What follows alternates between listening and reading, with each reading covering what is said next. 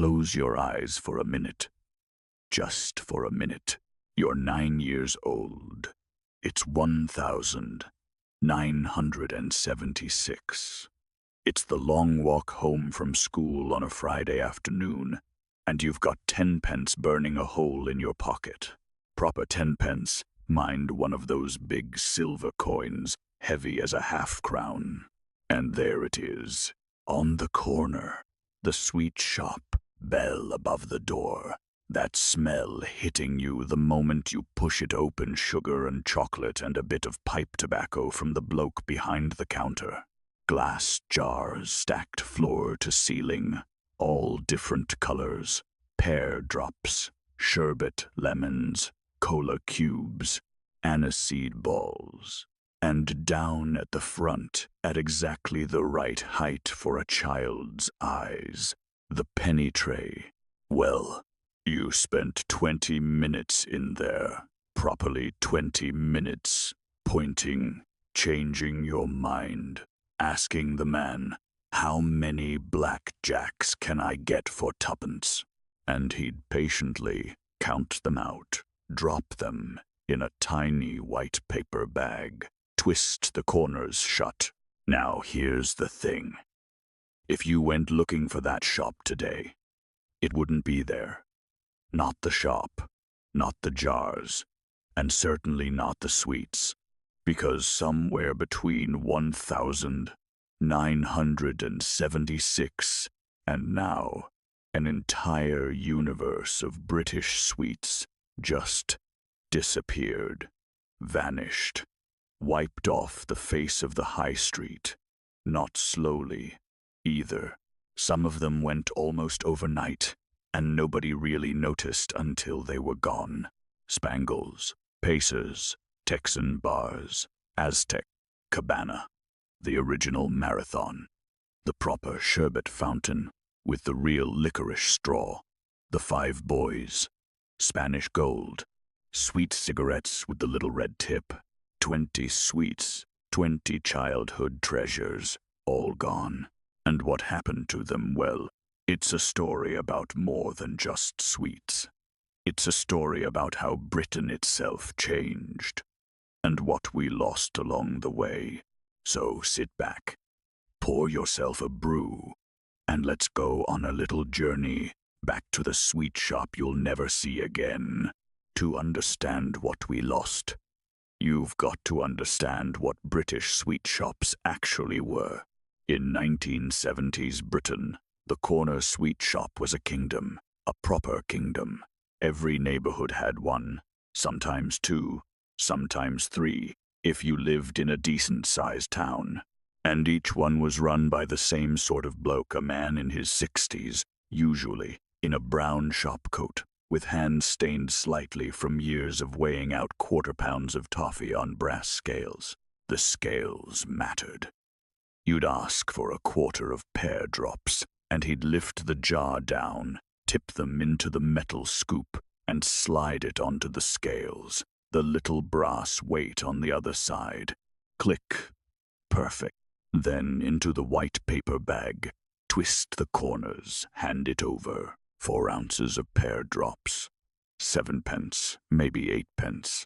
Job done. Now, the truly magical bit was the penny tray. If you've never seen one, well, I pity you, honestly.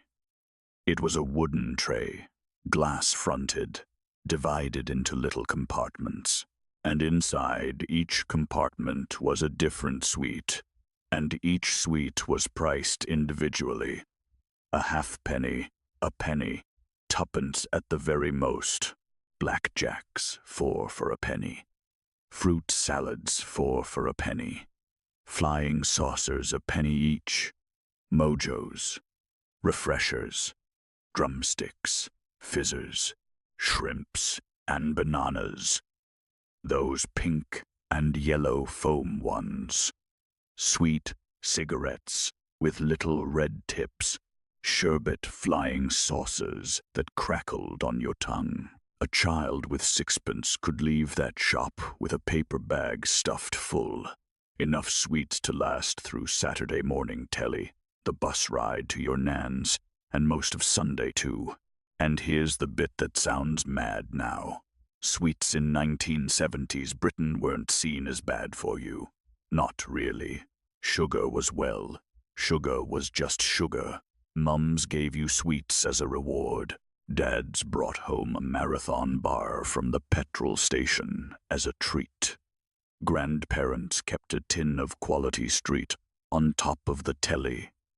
Year-round, there was no sugar tax, no traffic light labeling, no Jamie Oliver wagging his finger on the breakfast news.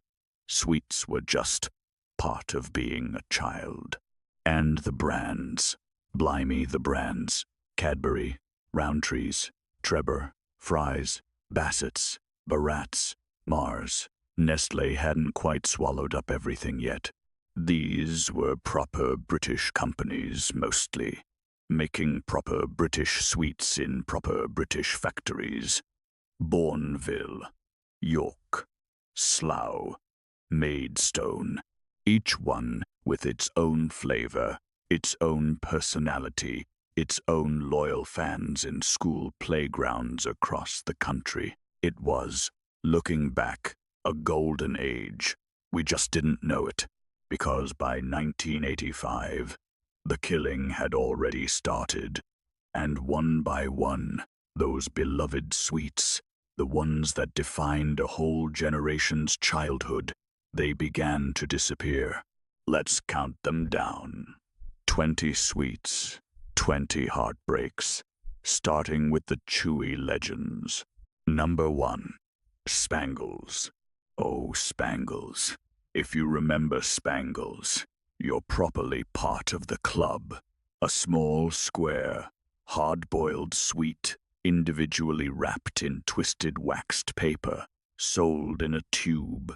Mars Limited made them. Starting in 1950, they came in every flavor you can imagine.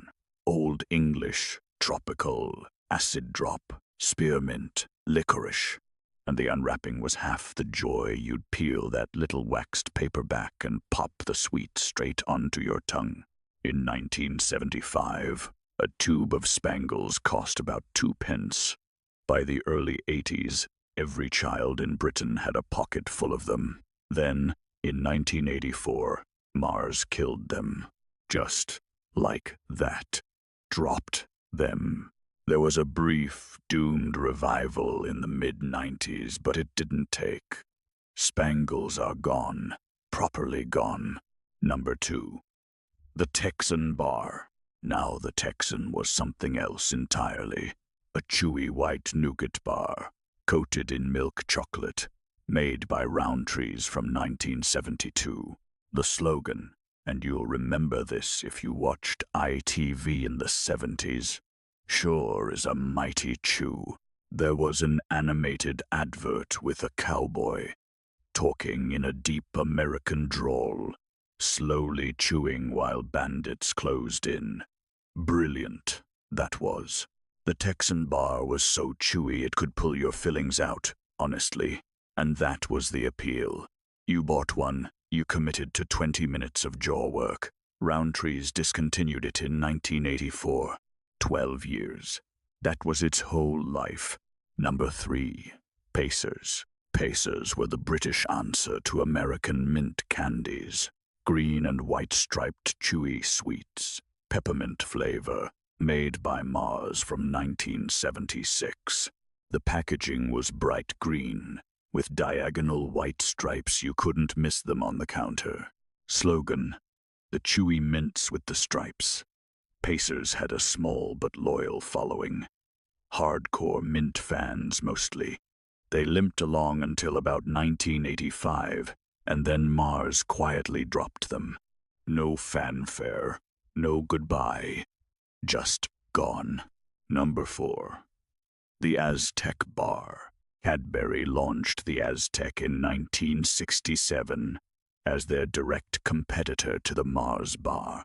Milk chocolate with a soft nougat and caramel center. The advertising was magnificent golden Aztec gods, pyramids, exotic music, the thrilling chocolate from the days of the Aztec. Kids in the 70s bought them in their millions, but well, it was always living in the shadow of the Mars bar, wasn't it? Cadbury pulled it in 1978, brief revival in 1990, killed again in 1991, gone for good. Number 5. The Amazon Raisin Bar. Now this one's a deep cut. Cadbury 1971. Milk chocolate with raisins and other dried fruit, baked into a chewy slab. The advertising was completely bonkers. A fat opera singer in full costume, bursting into song about raisins. It became a bit of a cult thing. The Amazon raisin was discontinued in the late 70s. If you remember the jingle, well, you've earned your pension. 5 down, 15 to go. Number 6. The original sherbet fountain. Now, you might be saying, hang on, you can still buy a sherbet fountain. And you can, sort of. But the one you can buy today, it's not the real one. It's a sad little plastic-wrapped imposter. The original sherbet fountain, made by Barrett's from 1925 onwards, was a thing of pure magic. A yellow paper tube, about the size of your finger, with a real licorice straw sticking out the top. You'd bite the end off the licorice, then suck the sherbet up through it, and the sherbet would fizz and bubble on your tongue while the licorice slowly dissolved in your mouth. 2 flavors at once. Brilliant. In 2009, Barrett's was bought out, and the new owners modernized it. Plastic tube, plastic straw, no more licorice, faster shelf life, cheaper to make, and honestly, it's just not the same. The real sherbet fountain, the paper one with the proper licorice, that died in 2009. Same year as Woolies, funnily enough. Number 7. Fizzy Lizzy. A fizzy fruit-flavored drinking sweet from the late 70s. You'd tip the powder into a glass of water and it would froth up like a chemistry experiment made by Trebor. Lasted about 4 years. Anyone who remembers Fizzy Lizzy is either lying or genuinely brilliant. Gone by 1981. Number 8. Trio. Now Trio. This was a chocolate bar with 3 layers biscuit, caramel, milk chocolate made by Jacobs from 1982. The advert was the bit everyone remembers. A Cockney cartoon woman called Susie singing "I want a trio, I want a trio, and I want one now" in this proper East End accent drove parents mad, loved by children. Discontinued in 2003. There was a brief, miserable revival in 2016, but it didn't last either. The original trio, the one Susie sang about, gone forever. Number 9. Banjo. Mars made the Banjo bar from 1976. It was a twin-pack, 2 thin bars, side by side, in a single wrapper. Wafer, soft caramel, peanuts, and milk chocolate. Marketed as a sort of glamorous, jet-set chocolate. The advert had Caribbean steel drums and people on yachts. 2 great bars in one wrapper. In 1982, Mars killed the Banjo and replaced it with something called Twix. Yes, Twix. Twix is basically the Banjo's grandchild, but the original peanut-stuffed Banjo, gone. Number 10. The original Caramac variations. Caramac itself is still going just about, but in the 70s, Macintoshes made a whole family of Caramac products, Caramac buttons, Caramac bars, with different fillings, even a Caramac drink. Briefly, the Caramac universe shrank steadily through the 80s and 90s. By the time Nestle took over Rowntree Macintosh in 1988, most of the variations had quietly vanished. Just the plain bar left now, hanging on by its fingertips. Halfway there, 10 sweets, 10 little funerals, and the chocolate casualties are next. Number 11. Cabana. Cadbury launched the Cabana in 1983. Milk chocolate with a coconut, caramel, and cherry center. Tropical, exotic, completely over the top. The advert had palm trees and steel bands and women in grass skirts. The slogan was Cabana, a taste of paradise. It was, honestly, one of the most ambitious chocolate bars Cadbury ever made. 4 different flavors in one bar. And it was glorious. Sticky, sweet, a bit chewy, a bit crunchy. For about 3 years, Cabana was the bar to have in your lunchbox. But it was expensive to make. All those different fillings, all that mucking about. Cadbury killed the Cabana in 1986. 3 years on the shelves, gone. Number 12. Fry's 5 Boys. Now this one's properly ancient and properly British. Fry's 5 Boys was a milk chocolate bar made by J.S. Fry and Sons of Bristol, going all the way back to 1902. The famous rapper showed 5 photographs of the same young boy's face in 5 different emotional states: desperation, pacification, expectation, acclamation, realization. It's Fry's. By the 1970s, the 5 Boys was already on its last legs. A bit of a relic. Your granddad bought them, not you. Cadbury, who'd swallowed up Fry's decades earlier, finally killed the 5 Boys in 1976. The end of a 7-4-year run. Number 13. Cadbury's Old Jamaica. Now this one breaks hearts to this day. Old Jamaica was a dark chocolate bar studded with rum-soaked raisins. Adult chocolate. Really strong, boozy, completely unlike anything else on the market. Made by Cadbury from the early 70s onwards, it had a small but absolutely fanatical following. The kind of chocolate your dad ate at Christmas. The kind your mum hid in the back of the cupboard. Cadbury discontinued it in the UK around 2017. There are still petitions online proper. Serious petitions begging them to bring it back. They never have. Number 14. Toffo.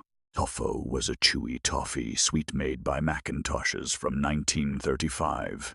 Each pack contained a little roll of individually wrapped toffees, in different flavors assorted: mint, plain, banana. The slogan everyone remembers: a man's gotta chew what a man's gotta chew. Generations of British school children walked home with a packet of Toffos in their blazer pocket. By the late 1990s, Nestle had taken over the brand, and slowly, quietly, Toffo started disappearing from shelves. By 2005, it was basically gone.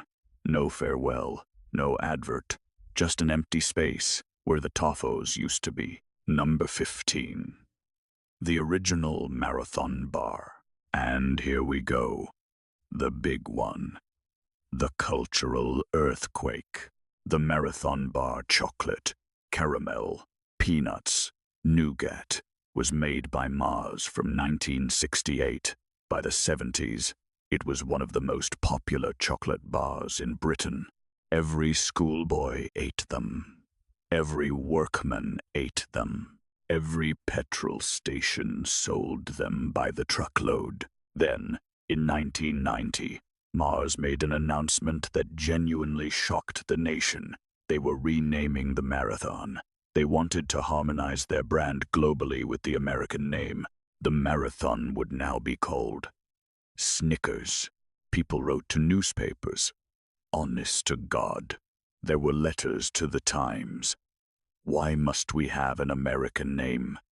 Pensioners refused to buy them. The Marathon Bar, as a name, died in 1990, and with it, a little bit of British identity died too. 5 more to go. The penny tray heroes are next. Number 16.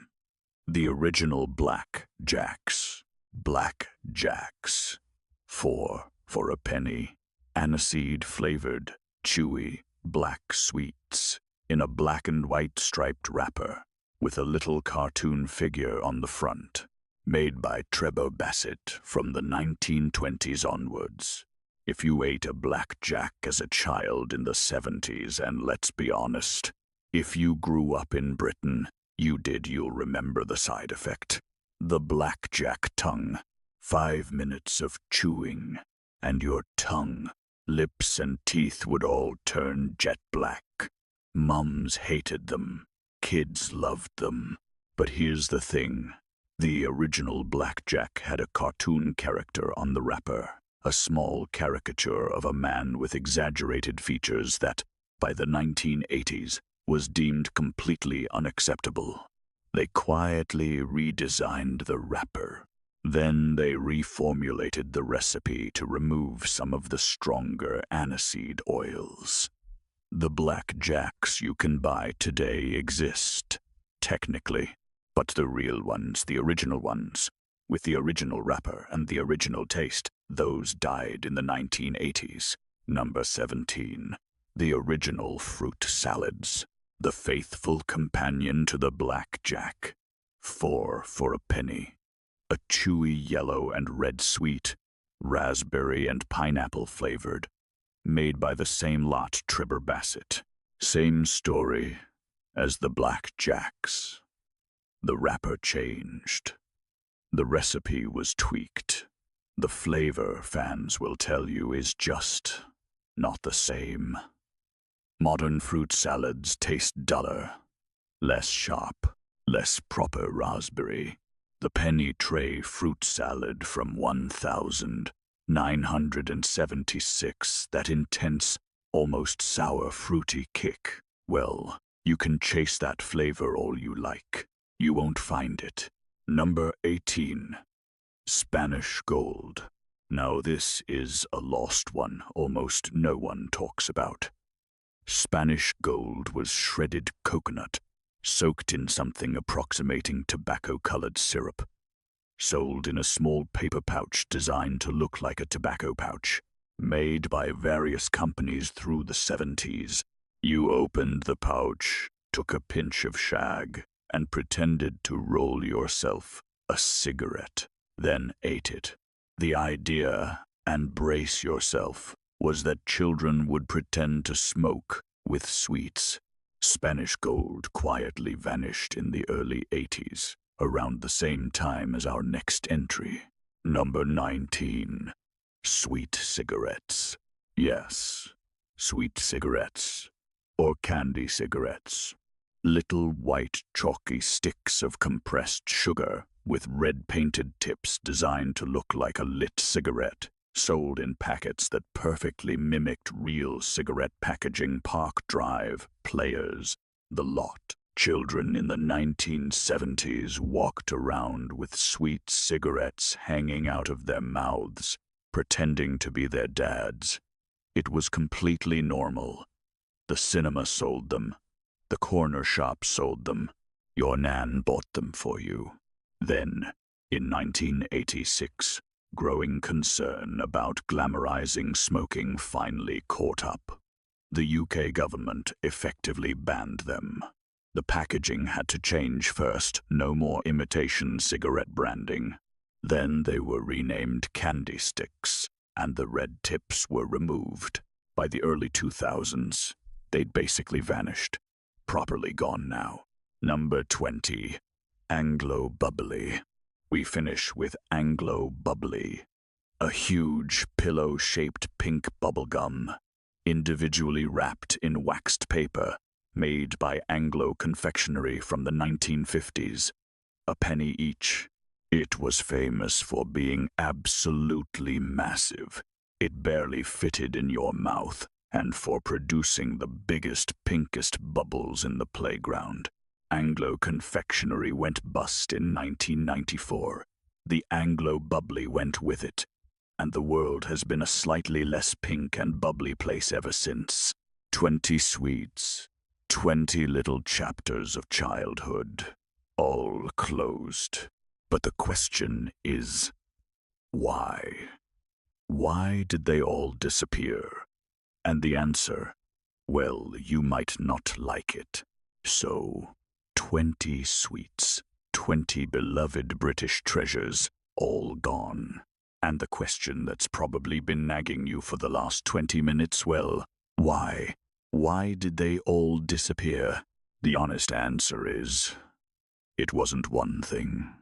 It was 4 things, layered on top of each other, slowly squeezing the life out of British sweet shops over 40 years. The first thing was corporate consolidation. In the 70s, Britain still had dozens of independent confectionery companies. Rowntree's, Mackintoshes, Fry's, Bassett's, Trebor, Barker, and Dobson, Sharps, Pascal Collard, Bowser, proper British family firms, some of them centuries old. Each one made its own sweets, its own way, in its own factory. Then the swallowing began. In 1969, Rowntree's merged with Mackintoshes. In 1988, Nestlé, the Swiss giant, bought the whole lot for £2.5 billion. In 1989, Trebor and Bassett's merged, then got bought by Cadbury. And in 2010, Cadbury itself, that great British institution, Birmingham's pride, was bought by Kraft Foods of America for nearly 12 billion quid. When the foreign multinationals took over, they did what multinationals always do. They looked at the product range and asked one question: which of these makes the most money? And anything that didn't sell millions of units a year, Spangles, Pacers, Cabana, Aztec, Banjo, well, they were marked for the chop. The second thing was profitability. Old-fashioned British sweets were frankly fiddly to make. Real licorice straws, wax paper wrappers, brass-weighed quarters, hand-twisted bags, all of it cost money. By the 1990s, the supermarkets were demanding bulk-bagged, plastic-wrapped, long shelf-life sweets, and the old penny tray classics just couldn't compete on margins. The third thing was the rise of the supermarket itself. The corner sweet shop, that whole ecosystem, started dying in the 80s. Tesco and Sainsbury's took over. You no longer walked to the corner with sixpence. You went to the big supermarket with your mum, and you grabbed a multi-pack of Mars bars off a shelf. The penny tray, the brass scales, the bloke in the brown coat, all gone. And the fourth thing was the health panic. From the 1990s onwards, the government, the doctors, and the media all started pointing at sugar as the great enemy: childhood obesity, tooth decay, type 2 diabetes. By 2018, Britain had a sugar tax, a proper, legally enforced levy on sugary drinks. And though it didn't directly target sweets, the message was clear. Sugar was now the enemy. Sweet cigarettes were renamed and softened. Old chocolate bars were reformulated with less sugar, and they tasted different and weaker. and people quietly stopped buying them. 4 forces, 40 years, and one by one, 20 British sweets were taken off the shelves and locked away in the memory drawer of a generation. We didn't lose them in some great battle. We lost them through 1,000 boardroom meetings. Quietly, coldly, with nobody really to blame, and nobody really to mourn them, except us. So, there they are. 20 British sweets, 20 little funerals, spread out over 40 years. But, well, here's the thing. We didn't really lose 20 sweets, did we? Not really. We lost the corner shop with the bell above the door. We lost the bloke in the brown coat who knew your name. We lost the brass scales and the white paper bag and the brown twist at the corners. We lost the penny tray with its little glass-fronted compartments, exactly at child height. We lost the idea that 6pence in a child's pocket could buy you 20 minutes of pure, considered, life-changing decision-making. We lost a Britain where a sweet was a reward, not a sin. Where a child could walk home alone from school, stop at the shop, and not be watched or judged or hurried or told off for eating sugar. You know what I think the saddest bit is? Honestly, it's that the children growing up today, they'll never know what they've missed. They've never tasted a real Spangles. They've never bitten the end off a proper licorice straw on a sherbet fountain. They've never had black teeth from a blackjack. They'll never argue in a playground about whether Pacers were better than Polos. Their childhood is in a multi-pack from Tesco. Ours was in a paper bag from the corner. And I'm not saying ours was better. Not really. Just different. Sweeter, in a way that had nothing to do with the sugar. If you remember any of these Spangles, Texan, Pacers, Aztec, Cabana, the old Marathon, the proper sherbet fountain well, you remember more than just a sweet. You remember the bell above the door, the Friday afternoon walk home, the weight of 10pence in your palm. You remember being a child in Britain, properly. And that, my friend, no boardroom can ever take away.